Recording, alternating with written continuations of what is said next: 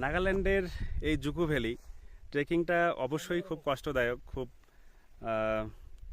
মানে কষ্টসাধ্য। শরীরের প্রত্যেকটা অঙ্গ প্রত্যঙ্গ বোঝে যে আপনি কি করছেন। প্রচুর স্টিপ সিঁড়ি বেয়ে উঠতে হয়, মোটামুটি 3-4 কিলোমিটার। কিন্তু তারপরে যখন আপনি এরকম নাজারা দেখতে পাবেন, এরকম ভিউ দেখতে পাবেন, কেমন লাগবে? একদম পুরো ভ্যালিটা, ওহ, পুরো ট্রেকিংটা, ওই যে সিঁড়ি বেয়ে যে আমরা 3 কিলোমিটার উঠলাম, তখন মনে হচ্ছিল যে কেন এলাম, কেন এই দুঃখ কষ্ট করতে এলাম। তো যখনই এরকম ভিউ দেখলাম না, উফ, একদম এই যে, তখনই আর কি মনে হলো যে না, জীবন সার্থক। খুব সুন্দর, খুব সুন্দর, একদম মায়াবী, একদম ছবির মতো সুন্দর। ওহ, এই জন্যই বললাম ভ্রমণে আসক্ত হবেন না। সব কিছুতে আসক্ত হতে পারেন, কিন্তু ভ্রমণে আসক্ত হলেন তো আপনাকে বেরোতেই হবে, আপনাকে বেরোতেই হবে।